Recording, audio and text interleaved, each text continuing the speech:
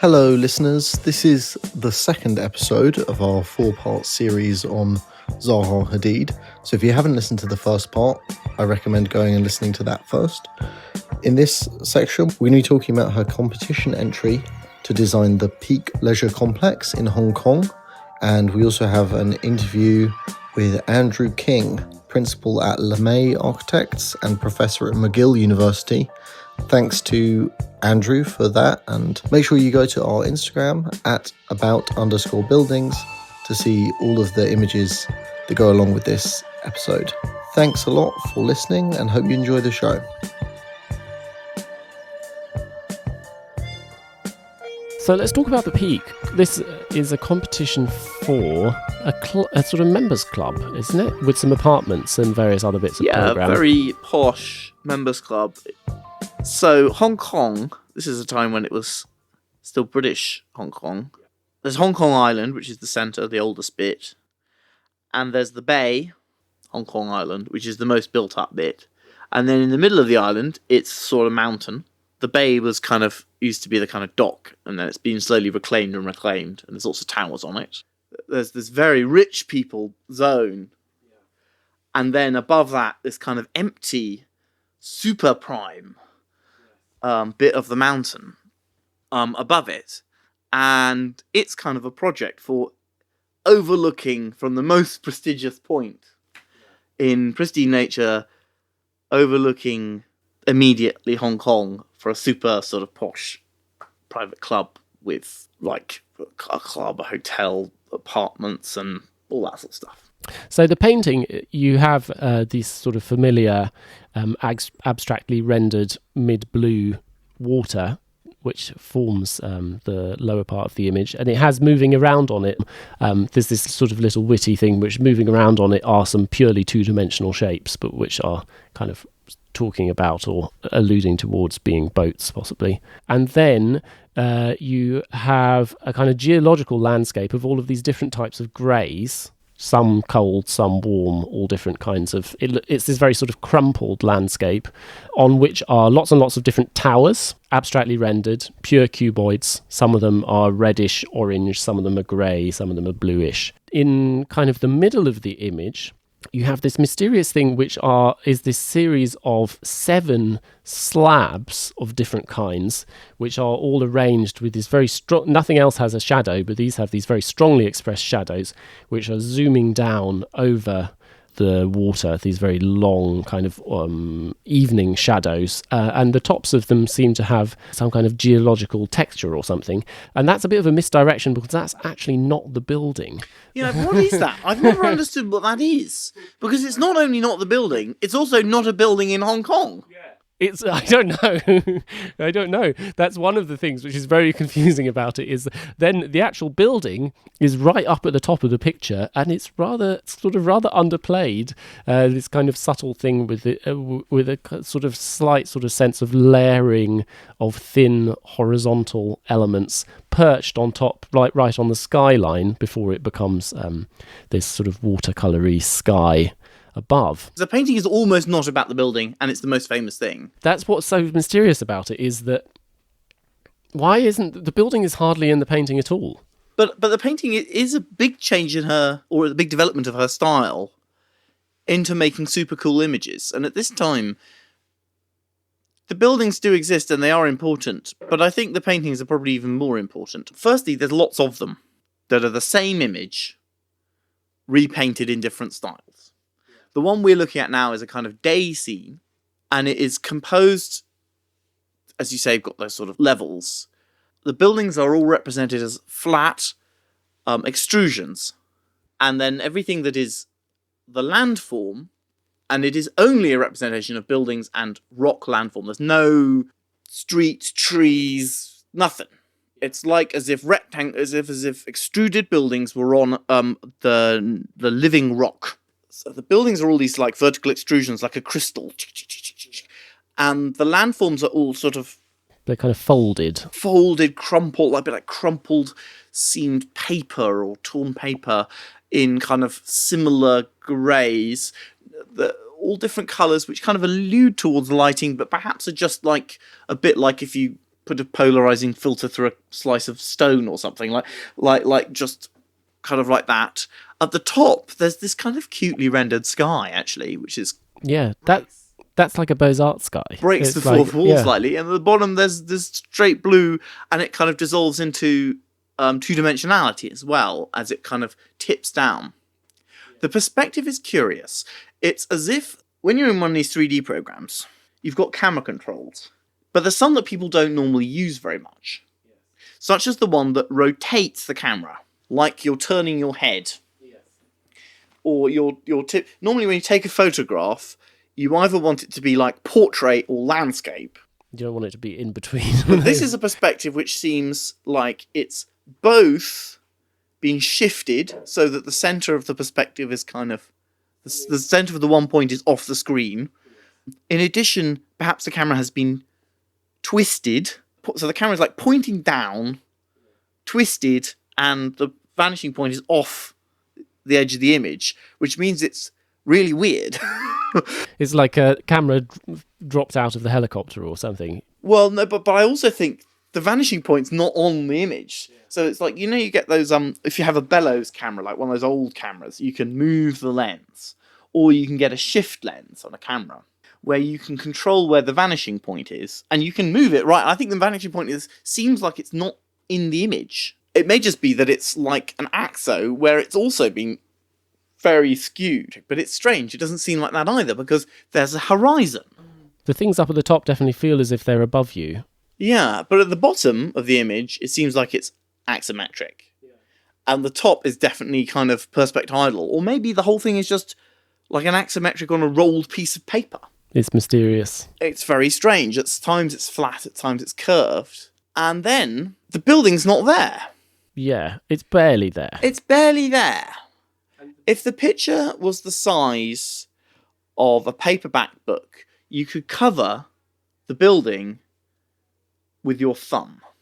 But there's also this other building which doesn't exist, which she's drawn much bigger. What's that meant to be? The description attached to this project is that it's sort of about geology. The buzz phrase is suprematist geology. And you can certainly see the image as it seems to be sort of presenting a collision of two different processes. There's a sort of geological process and there's an urbanistic process. Yeah, as in the extruded buildings and the landform. Which I guess you do have quite a powerful sense of in Hong Kong. Here it does feel like unstoppable force and immovable object are sort of meeting and producing strange conditions. So you basically never see the bedrock. It's trees. No, it's not. I'm not saying it's literally like it, but there is a kind of feeling of the way in which it's developed, I mean, there's just prodigious amounts of paintings of this. Some were produced for the competition, some were produced afterwards. But there are other versions of this painting which are things like just the tops of the roofs, or a kind of synthetic night view of like bits of light and some idea of movement and light. So there's definitely things which are just playing with the graphic potential of lots of objects. And it's not a particularly faithful view of what it's looking at either.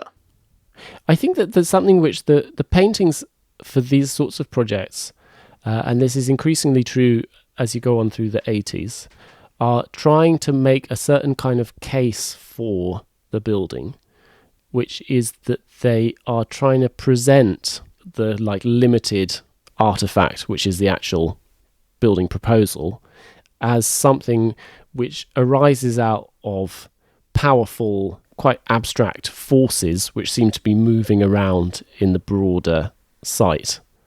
So here you have this, this kind of crystalline, like geological force of all of these buildings which are kind of occurring all over the landscape.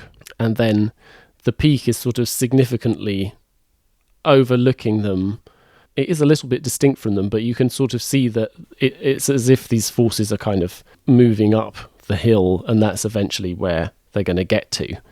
And sort of later on in the paintings, that's what you tend to see very often, is that there'll be some kind of enormous composition which the building is presented as sort of arising out of in some way. Those are the bigger and the bigger nature flows. Of the ground that it's in become more and more abstract. You get, the ground will be red, space will be curved. here she's the only building that's allowed to be anything other than like an extrusion is her proposal. Everything else is an extrusion, which kind of gives it, which does allow it to be a centre of attention, even though it's kind of off the edge. There's another painting of it where you do get a bit of a sense of how it's just to say something about the actual building, which is that it's these very long, thin floor plates, which are kind of semi-parallelogram rectangles. I think we should include the helpful exploded isometric that she provides to explain the scheme. So there are sort of layers of flats, there's layers of club, sometimes there are layers which are gaps in between them. It's kind of, yeah. It's like if you got like some chips and sort of put them, you got your mountain side, you make some cuts in it, and then you put some like oblongs. Yeah, well, so slightly flattened oblongs. They're more like the like lolly sticks or something. Sometimes they're flattened and sometimes they're not as flattened as you might think. Like, if you look at the section, they're quite thick. Like, in a lot of these projects, there's a kind of bathos between the painting and then when you look at the, like, straight plan and section, which you'll typically provide, what they actually show, which is kind of a building which is pretty much kind of like where the walls come up at 90 degrees to the floor and all the floors are the same height and the floors are flat and level. I don't know how to explain it. It's not an isometric. They just look like they're kind of exploded plans. I mean, I think we should say we have kind of sort of half said it, but they're extraordinarily like virtuosic bits of draftsmanship. Yeah. You have to be extremely good to be able to do this. She's in complete control of what is going on, but they really don't make any concessions towards legibility. They are kind of representing things to themselves in this very hermetic way. There's this one, this other painting, slightly less famous of it, where again you're seeing this strangely folded mountain terrain. The thing which I notice about it, again looking at it now, is that it has a black sky, the horizon, which I guess is probably realistically looking out into the ocean. But the feeling of it is extremely interplanetary. You feel like you're on Europa or something. It's very much not on Earth, this proposal. It's kind of amazing. It does have, like, it's exploded, it's super precise, bits of the building, like, float through space and then cast shadow across incredibly complicated forms. It's definitely reaching forward towards some exploded computer rendering. You can't tell what the hell is going on. It's trying to communicate an idea about speed and explosion that's nothing really to do with what a building can be. Eventually it will reach towards buildings, as we'll discover, but it's a really strange, like, it's a different sort of process architecture, right? So we talked about Eisenman, I'm sure, at some point, where he's like, oh, we're going to take a square, and then I'm going to rotate a square into it, and then I'm going to chop it in half, and then I'm going to extrude it, and then you're going to have a triangle in your living room. Which is kind of like, I'm going to follow a set of steps to produce a process. Here it's like the process is, I'm going to make the coolest drawing of a building. The land that it's in and the building itself, they're all going to be exploded and distorted in this abstract, supremacist-ish, I mean, it's not supremacist all the way through, but right now, way. And then alongside that, I'm going to produce a set of, like, plans and elevations. And then alongside that set of plans and elevations, I'm going to produce a set of two-dimensionally exploded plans and elevations to make them as cool as possible. I'm going to produce unbelievably large amounts of drawings. People are going to be working all the time, making really cool drawings, and it's going to be amazing. That's a really strange way of working. The office is producing lots of projects, paintings. Sometimes the paintings are about projects, sometimes they're about lots of projects, sometimes they're kind of manifestos, sometimes they're manifestos of cities. It's a style of this colourful, graphical, explodey. You'll just have to look at pictures of them on our Instagram. What's that Instagram, Luke? Yeah, so if you look at about_buildings, we will be posting various things. Yeah, there's definitely a form of representation which she's into, which is like, here's an enormous picture of the city represented in this abstracted way, in which the project is just a very small bit in an unexpected place. That comes up more than once. We were lucky enough to be able to speak to Professor Andrew King, who worked for Zaha in the late 80s, I would say sort of right towards the end of this era, the kind of schoolroom-based, mostly painting era of the design practice, I think in 1989. He's a professor at McGill in Montreal. He's also senior partner and principal at LeMay Architects. It's very interesting to talk to him to get a bit of an insight into what that period was like. Thanks a lot to him for a very interesting conversation, and also thanks a lot to friend of the show Kai Woolner-Pratt for setting that up. It's extremely useful to have listeners doing a little bit of our research for us.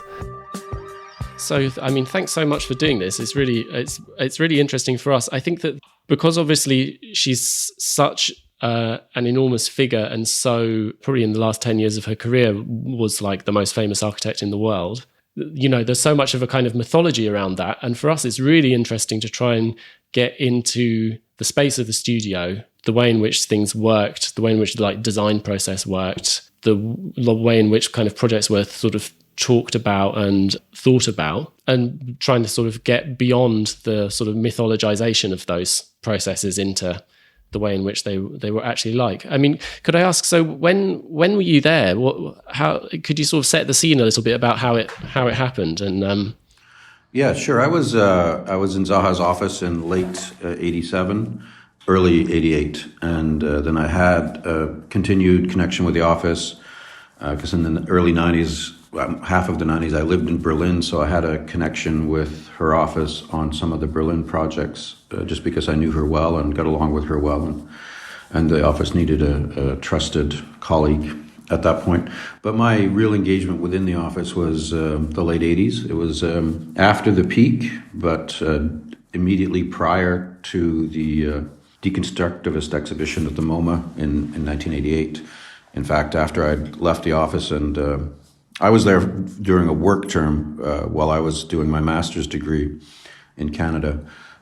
So I'd returned to school, and then the deconstructivist exhibition happened in 1988, and again Zaha passed on an invite, so it was quite a thing for a grad student to be able to be invited to the opening of the Mark Wigley show at the MoMA. My relationship with her was always good, but the late 80s. I was just going to ask how big the office was at that point that you were going into. It was very small. There was a total of about of 6 people, 5 to 6 people in the office at that time. So Zaha was there quite a bit. It was before she had a really strong traveling schedule, so I think she was there almost every day. There was a couple of trips to Tokyo for the projects we were working on at that time. Her sort of design partner, or I guess the precursor to Patrick Schumacher, was Michael Wolfson, who has a fairly resonant practice, I think, still in London. So Michael was Zaha's right hand at that time, and then everybody else were young, generally young interns, like myself. There was a guy named Eric Hemingway, who I think now teaches in California, Simon Kumjam, who I think now is in Philadelphia teaching, and then a couple of other people.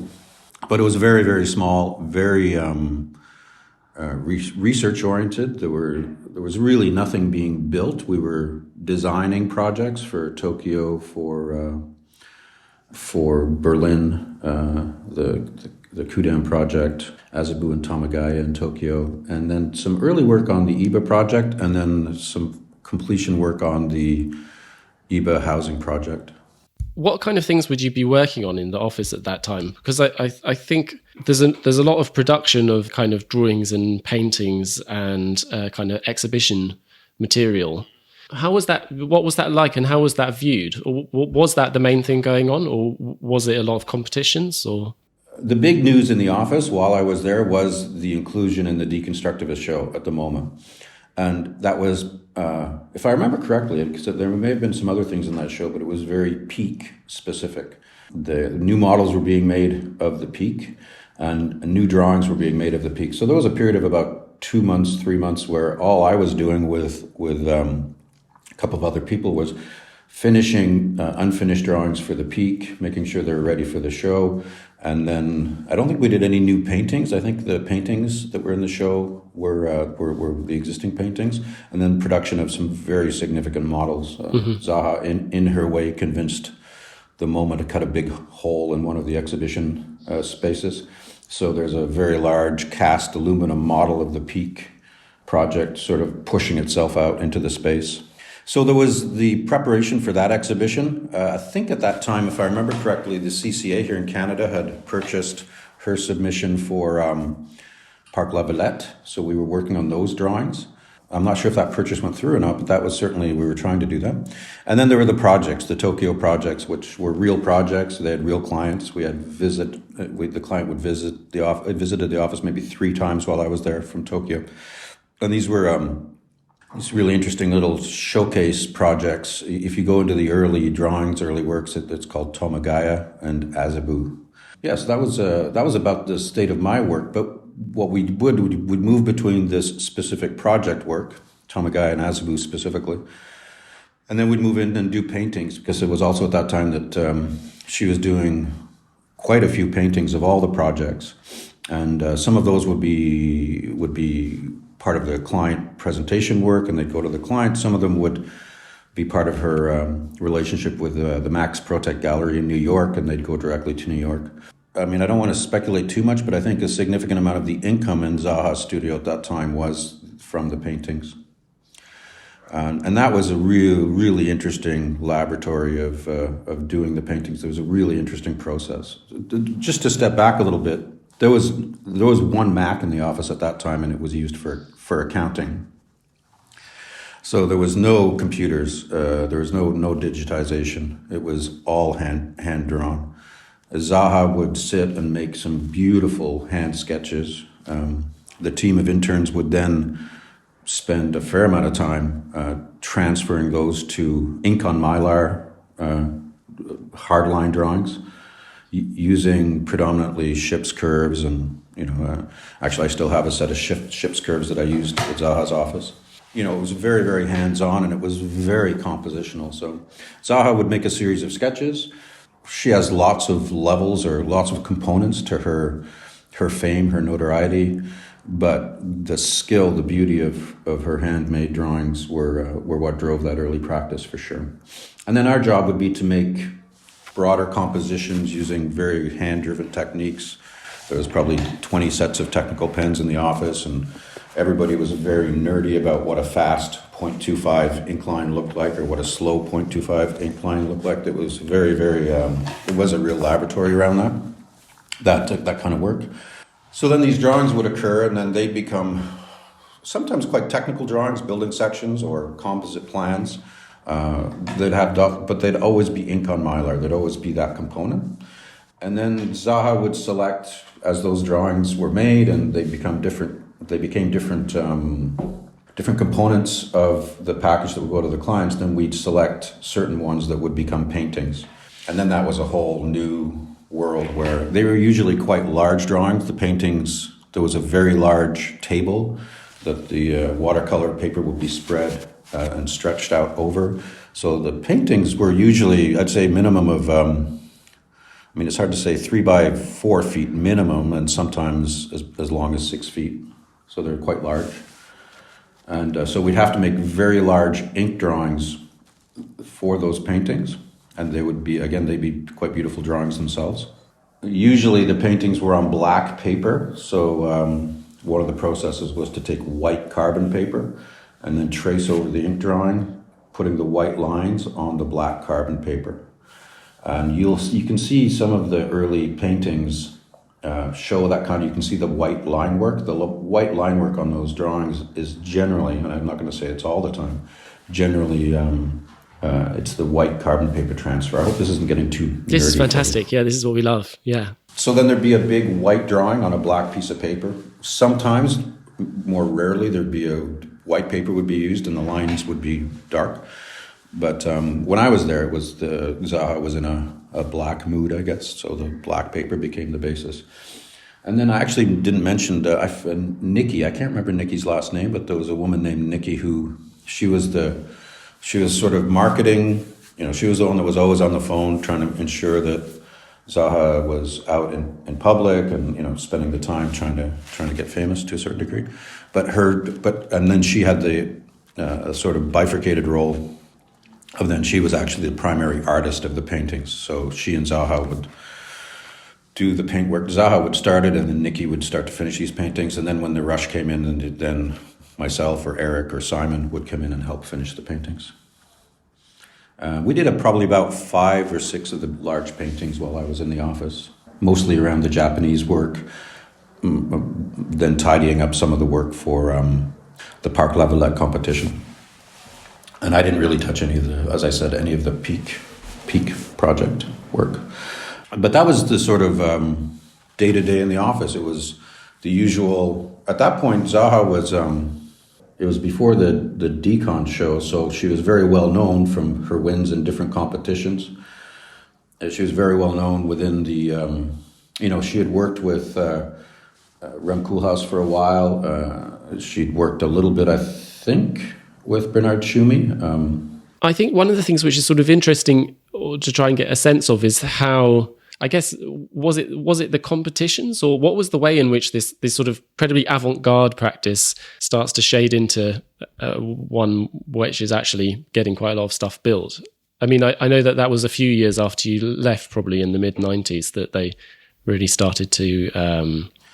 Yeah, the first built project was the... there was 2. There was the IBA housing project in Berlin, and there was Vitra Fire Station. Those were the 2. And that was a very big deal. I was living in Berlin when those projects were built and finished, and I still had I maintained a friendship with Zaha up to her death, but I had a strong relationship with the office still at that time.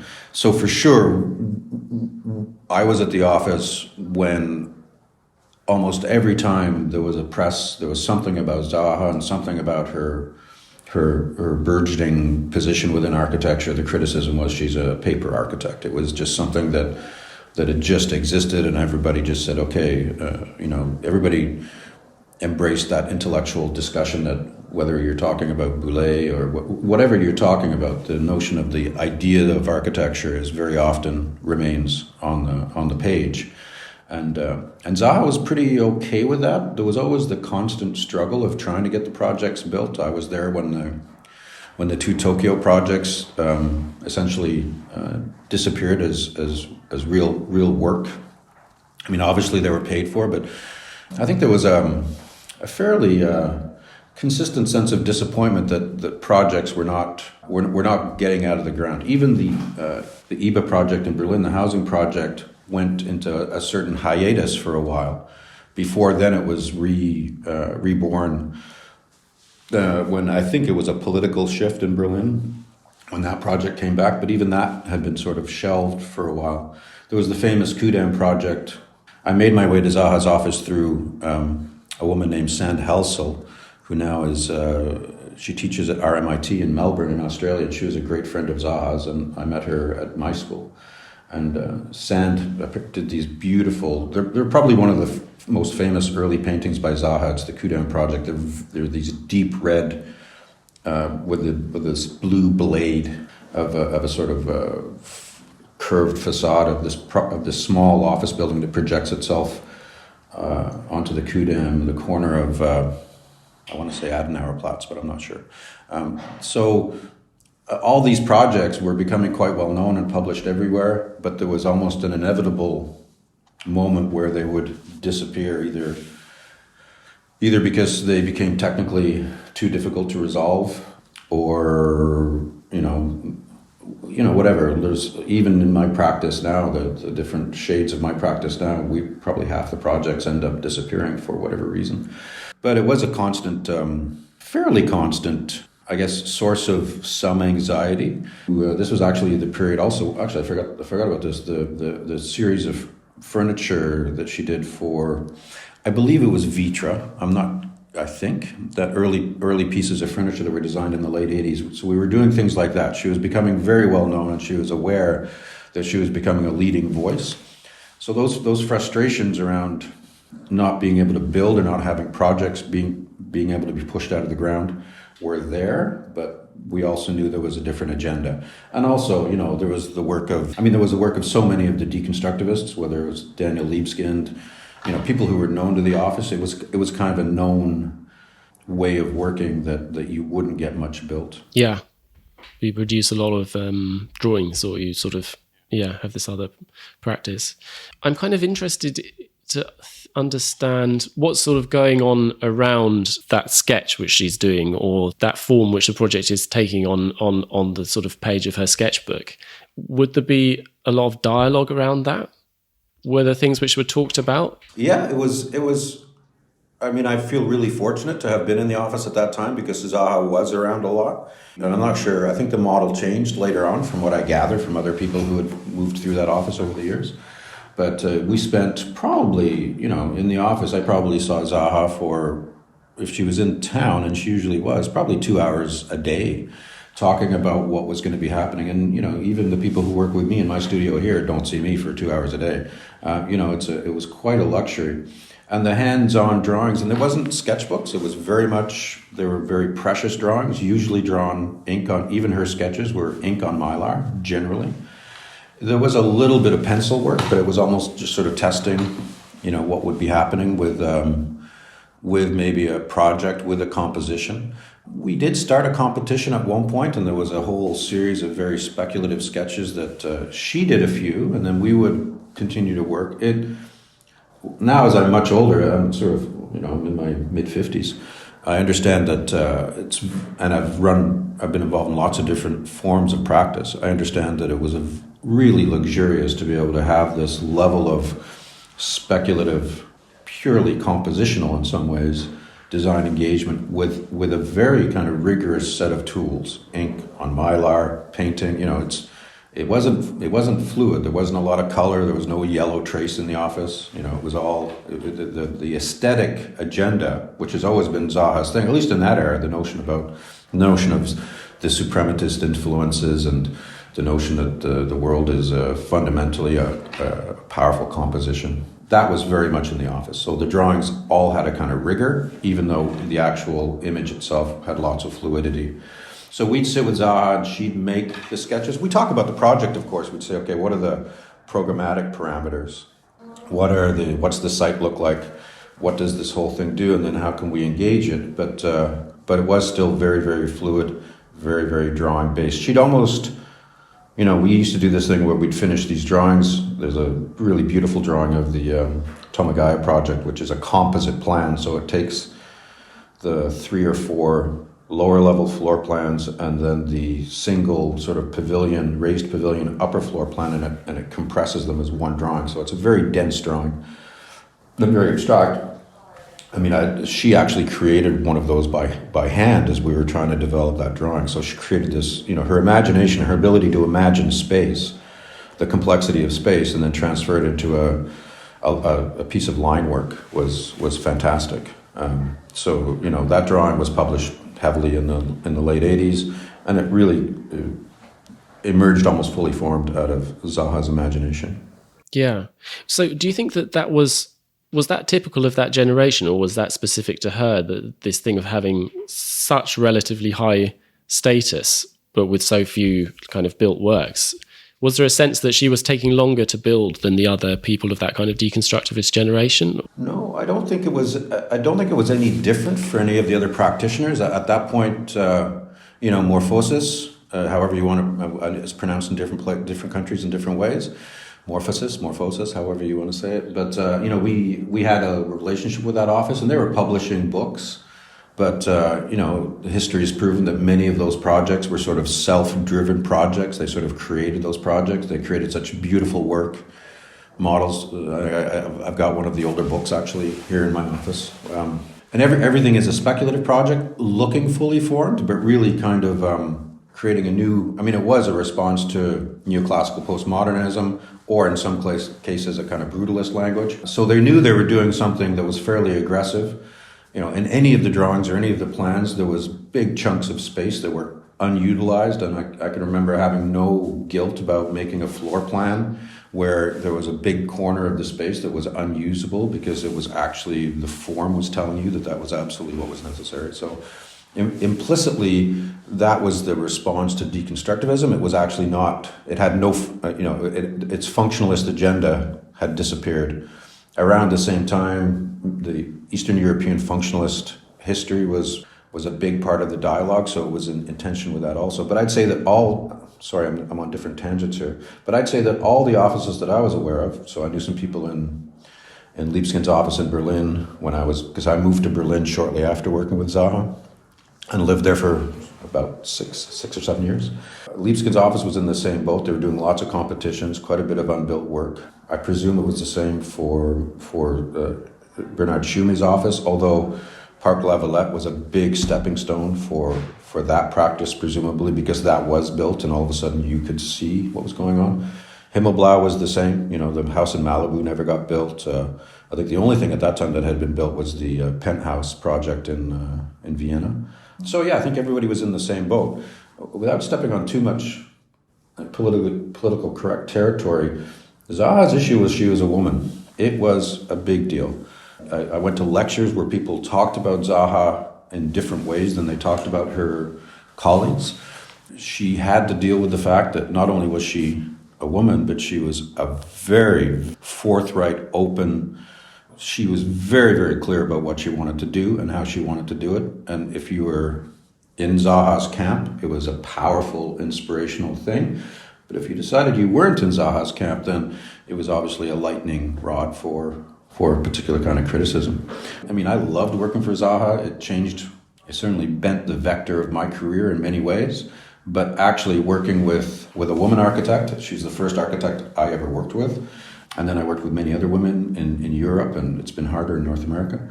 Really it changed the way I understand now in 2020 it's not as much of an issue. In Europe, for sure. In North America, it's still an issue. But at that time, it was radical. It was unheard of. It was a male-dominated world. Even in Berlin in the 90s, you'd be hanging out. It would all be men. So I don't think you can overstate the importance of that for architecture, for the way, for a different way of addressing practice. And I think of all the many things that Zaha's been able to do, I actually think that was something that was implicit and absolutely key. Yeah. No, I think that's very important. I had a question which is about, was there a kind of political content to what was being discussed in the projects? I think there's sort of, obviously later Schumacher has his own kind of agenda. She's perceived as being kind of broadly apolitical as a figure, which I'm not sure, that sort of seems to me like it's probably concealing a bit more complexity. Was there a political dimension that was motivating the discussion of form and what's trying to be achieved? It's a great question. Actually, when you were starting to ask that question, the word that I was going to use was apolitical. Zaha had in that office at that time a manifesto for sure. I mean, I'm going to try and I'm going to speculate here because I actually would. If somebody were to ask me the 2-second answer, I'd say that unlike Himmelblau or unlike, even Hermann Hertzberger or whoever else was working in different realms at that time, Zaha's agenda was not political. But there had, for sure, within her world, there was a political agenda.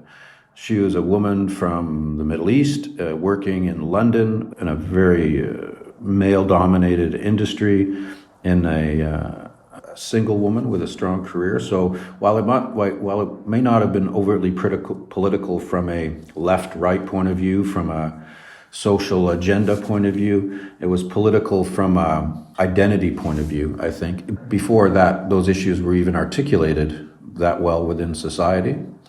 I think from a political point of view, I would suggest that there was a bunch of issues that were implicit in her education from the AA, that were implicit in her agenda. I would suggest that, one of my observations around the practice as it evolved was that it would do lots of different kinds of work for lots of different kinds of clients, that if you push them through certain kinds of filters, you might not do that kind of work. But at the end of the day, I think in the early years, I think there was implicitly an agenda around changing the physical capital context of England and of London specifically, even though she She was always trying to do work in London. She was always trying to change, I think, the politics of how places were made. So actually, I'm going to step back. For sure, if Zaha's position was political, the tool for that political position was architecture. She had no issues.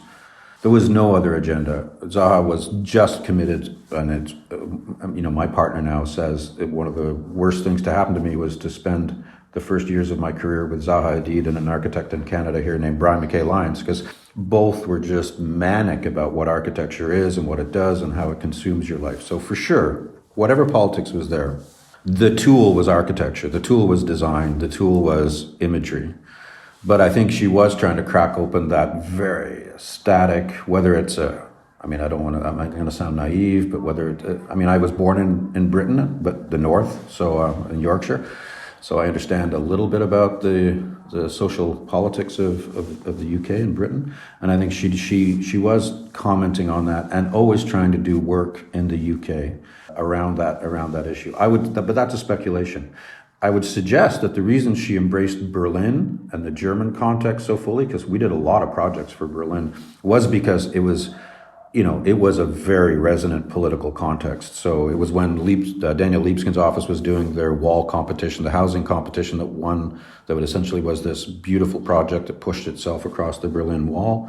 She was always interested in issues around the East-West paradigm and how Berlin was a sort of laboratory for architectural form. It became almost the natural home for kind of deconstructivist language, also because, emerging from constructivism, the idea of the Soviet aesthetic or Soviet formal agenda from the early 20th century. So that was a kind of natural home for her. But again, it was always driven by the politics, the political power of design and architecture, not by some overt commitment to a political agenda. Is that a fair answer? Yeah, that's great. No, I think it is. I think that does get at something. I had a sort of question about maybe like materiality. I mean, you talked about kind of working through composition a lot, and sort of composition and perhaps this kind of formal unity of things in composition and the way that they work together being the big criterion for sort of judgment and development. Did the material dimension of architecture feature a lot in how things were considered at that point? Or is that something which would come in further down? It sort of had to arise itself pretty quickly, but I'd suggest that the agenda at that time was very plastic.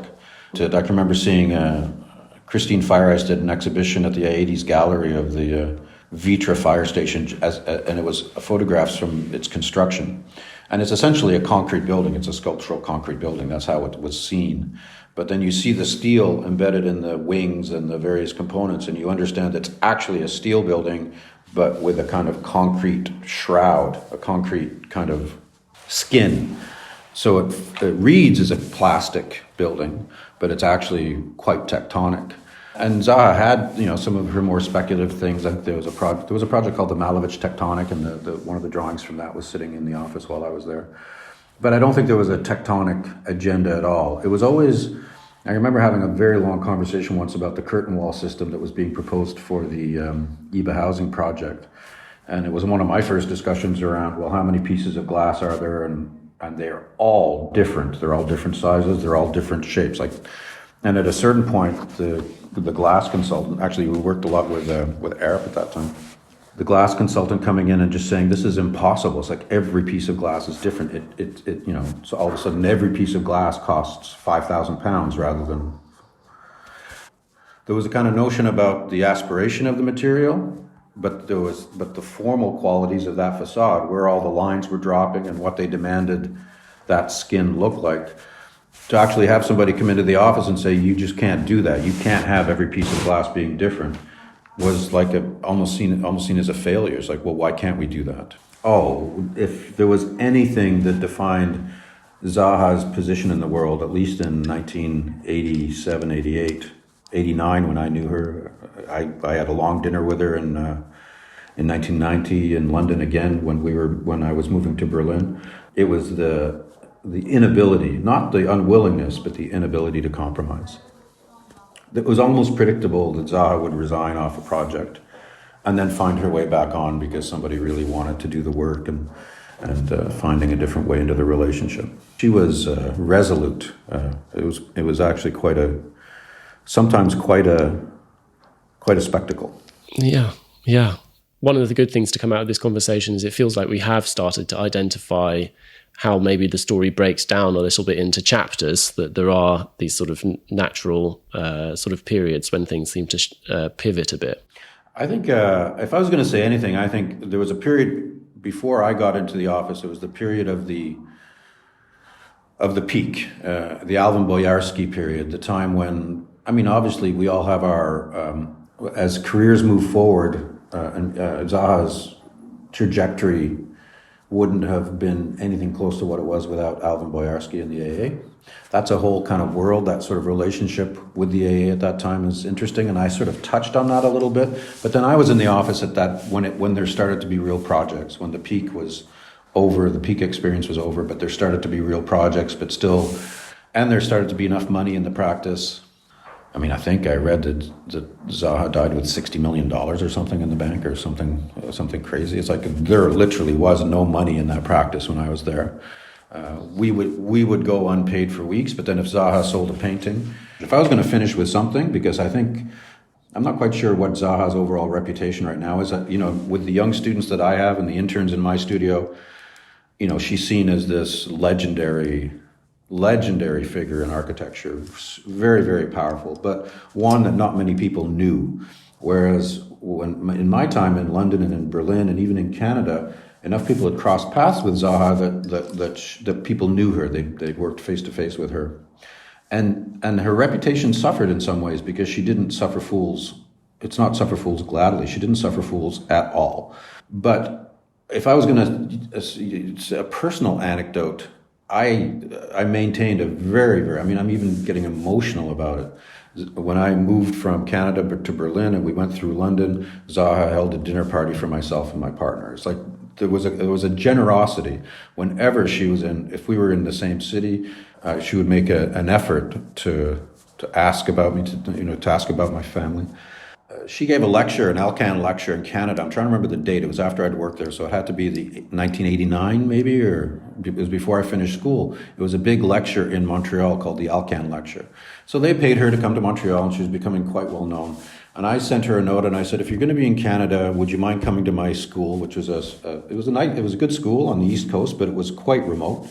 It was in Halifax, Nova Scotia, and you would have expected somebody with that career trajectory just to say, well, why don't you come to Montreal if you want to come, and we'll talk there. She made the effort to extend her trip. She came to Nova Scotia. She lectured at my school. There's no way any of that caliber was lecturing at that school at that time, and she did that out of a sense of friendship, out of a sense of commitment. If Zaha felt that you were committed to her, she would be extremely committed to you as an individual. She was one of the most with all the struggles she had, all the challenges, with all there was one point in her career where almost, other than the beauty of the projects, all the press was negative. She maintained a commitment to the people that she felt were her allies, and it was a powerful, powerful thing. Anyway, well, I think that's a great place to end. Thank you so much, Andrew. That's really been fantastic. Thanks so much for taking the time, and yeah.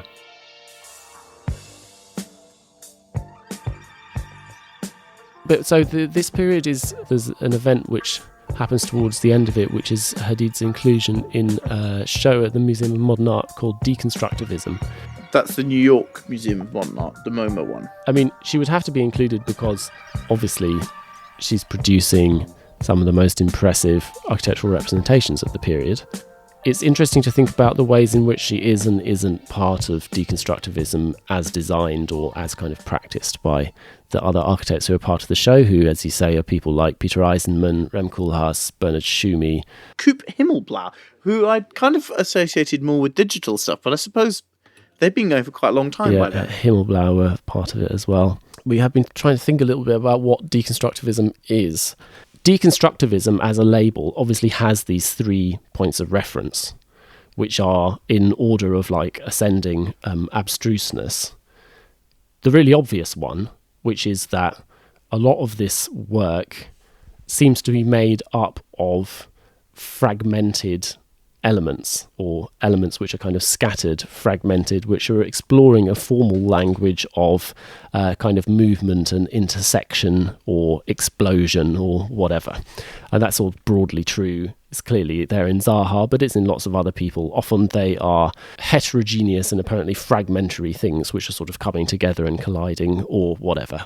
They're not cubes and oblongs. Or the cubes and oblongs might be in there, but that's not... They've had something terrible done to them. Then, as you say, deconstructivism is obviously an inversion of constructivism, which is one of the big 1920s avant-garde Russian architectural movements, and which is really a stand-in for all of the avant-garde production of that period. Yeah, and actually I think these movements, although they might stand in opposition to each other, they've kind of got the same people in them.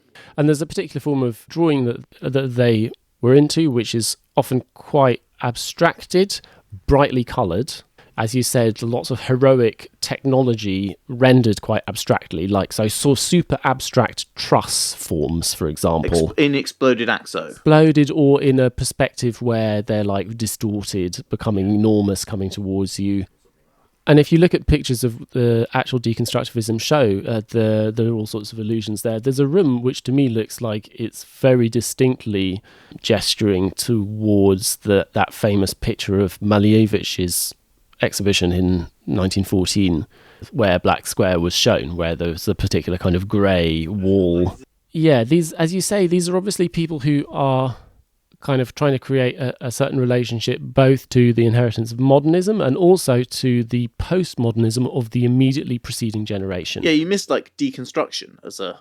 Well, that's the third one. Yeah. That's the third one. And that's the one which is a little bit abstruse, and that's the one which kind of brings in this distancing from postmodernism, where if you think of the postmodernism of Venturi Scott Brown or other people of that era, that's an architecture which is extremely interested in signification. It's interested in this bit of the building means this kind of collection of different icons and signifiers and symbols brought together communicates like a certain thing.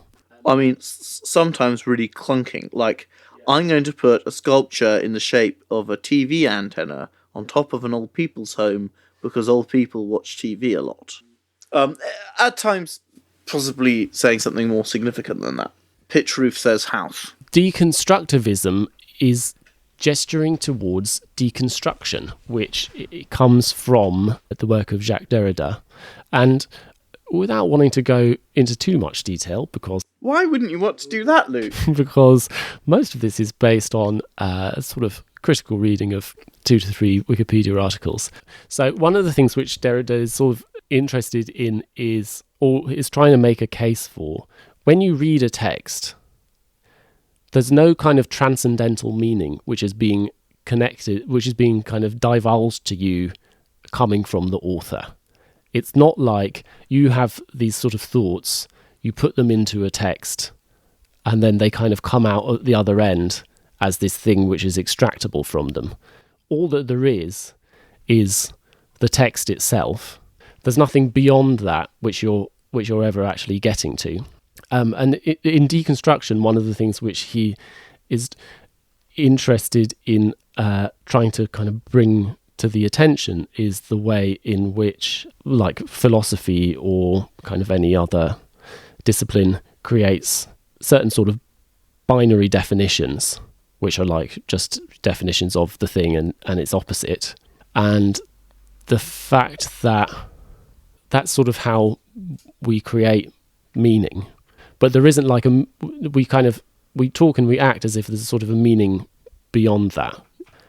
If you think of like a house, what the difference between a house and a shed is, well, the fact that something is a house and that something is a shed is just, and the fact that we kind of have like a signification of like a house and a shed, that's just identical with the fact of those being different meanings. Well, and what do you think the effect of this philosophy on the architectural deconstructivist movement? So I think that there are several things. One of them is that the way in which they express themselves is that they are very interested in failure to communicate. So you have a lot of compositions which are made up of things which are a little bit mysterious, but which are sort of recognizably primitives of various kinds, cubes or whatever, or grids, or things which are sort of generative, originary architectural elements, and which have some sort of relationship with each other, but which is not like hugely, which kind of remains like slightly abstracted and kind of withholds its meaning. There's also a sense in which something which you see a lot of also is those kinds of elements being combined in a way where their kind of purity is slightly undermined. Like in Chumi's La Villette competition, for example, you sort of have like a grid, and then you have these sort of cuboidal things, and the grid is sort of being distorted, and then also the various cuboidal things are being eaten away slightly or kind of perturbed. And what you have is a kind of resonance between the two of them. Kind of becomes something where you set up an expectation or like a kind of major key and you break it. This literal one of setting up a grid and shapes and then breaking them in places, or Rem Koolhaas. There is a way in which you can fit Zaha Hadid's into that, which is that she takes space and physics, space particularly in the paintings, and breaks it. The ground wraps up to become the plan, as if, we've taken the painting and we've made it definitely from, it could be anything, it could be a crystal, it could be microscopic, it could be space, it could be abstract, to it's a building. But then suddenly different bits of it could be the plan of a building, or the elevation of a building, or the plan of a city, or the shape of roads. By kind of twisting and distorting space, the ground can become the wall. Something straight, by virtue of a distorting lens of like looking at it in one of these paintings, can become curved, be represented as curved.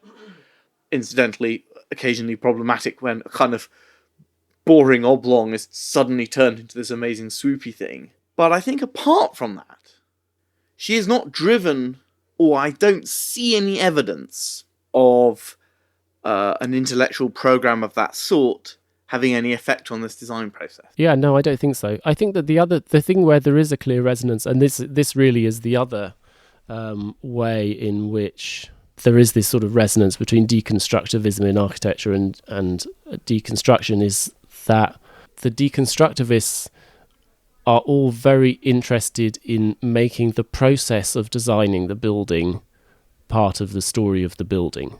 And that often, and this is clearest in Eisenman, that the building literally is a series of more or less arbitrary transformations of geometry, which at a certain point stop, and then at the end of that there's a building, and that's kind of what happens. But that's also in her architecture, albeit that those transformations are much more cosmic. The transformation isn't, I'm going to take this shape and divided in this mathematical way, according to this formula. It seems like I'm going to break it in a way to make it cooler, according to this. I'm using cooler in a kind of loose way, better according to this particular aesthetic, more complete according to this particular aesthetic, which is a different sort of process. It's quite a personal, mathematically arbitrary, like it has characteristics, but it's not algorithmic. It has this sort of annihilating and sort of alienating sense of inhuman scale. The transformations are happening are very so rarely massive. Any people, very rarely any signs of people or vegetation. Yes, they're kind of vectors drawn in space by a kind of like intergalactic robotic intelligence or something. They're light in a computer. She I think quite early on developed this rather fearsome sort of reputation, and I do think that the way that her architecture is represented is part of that. That it seems, you think like, God, where the hell? What kind of head does this come out of? It's inscrutable to an untrained eye like me when I was 10 or something. When I first seeing this stuff, you can't work out what the hell it's saying. It's a funny mixture of something which is very gestural and something which has no sort of sense of embodiment to the way it's produced. Deconstruction only points to the necessity of an unending analysis that can make explicit the decisions and arbitrary violence intrinsic to all texts. I don't think we need to explain it. I don't think it's actually very important in this case. I don't think any of the architects read it. I don't think any of the architects... Well, maybe some of them read it. I don't think any of them really understood it. I don't really understand it. And I don't think Zaha Hadid really cared about it. And I think of that collection of people, it is the least relevant to her. Yeah. And I'm not sure it's super duper relevant to any of them. I don't think that the architecture has a very strong relationship to to deconstruction, actually. Whereas actually, also, I don't think postmodernism is very postmodern. Postmodernism in architecture is a lot like modernism in literature.